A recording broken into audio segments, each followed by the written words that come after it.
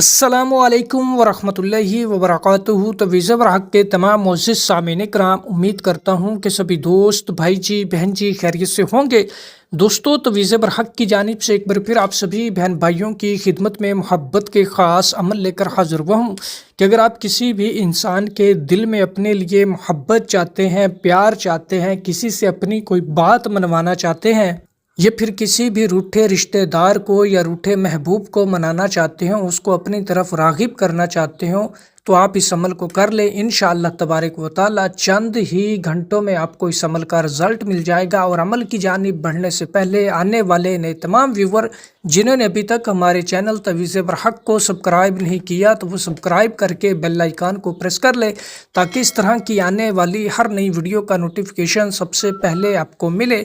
तो दोस्तों, बढ़ते हैं अब इस अमल की जानिब कि दोस्तों, किसी भी दिन किसी भी रोज़ पाक साफ़ होकर सफ़ेद कोरे कागज़ के ऊपर काली रोशनाई, काली स्याही की मदद से आपने इसी तलिस्म को हू बहू जैसा मैं आपको स्क्रीन के ऊपर दिखा रहा हूँ, सफ़ेद कोरे कागज़ के ऊपर काली रोशनाई, काली स्याही की मदद से बनाना है, लिखना है। टोटल 3 तलिस्म आपने तैयार करने हैं।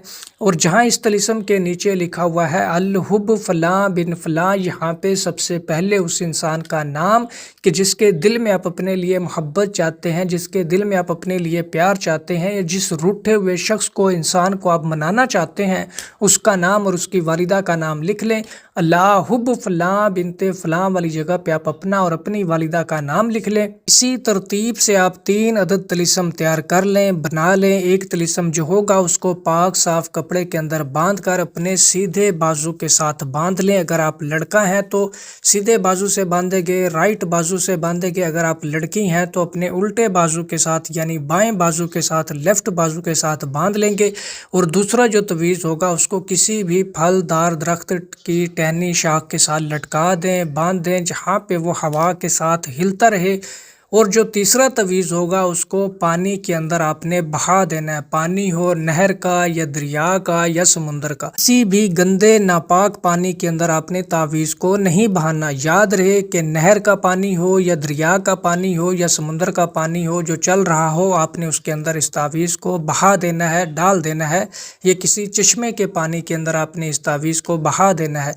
इंशाअल्लाह तबारक व तआला तीनों तवीज़ों को इस्तेमाल करने के फ़ौरी बाद आपको इस तवीज़ का जो असर होगा, जो रिज़ल्ट होगा, आपको नज़र आना शुरू हो जाएगा।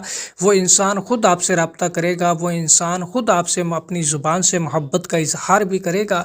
जहाँ कहीं भी होगा आपकी मोहब्बत में तड़प उठेगा, बेचैन व बेकरार हो उठेगा और आपसे मिलने की कोशिश करेगा। और मैं उम्मीद करता हूँ कि ये अमल आप सभी दोस्तों को पसंद आया होगा। तो जिस किसी को भी इस अमल की इजाज़त चाहिए हो तो वीडियो को लाइक करके कमेंट बॉक्स में जज़ाकल्लाह लिख दे, तो उसे इस अमल की इजाज़त हो जाएगी।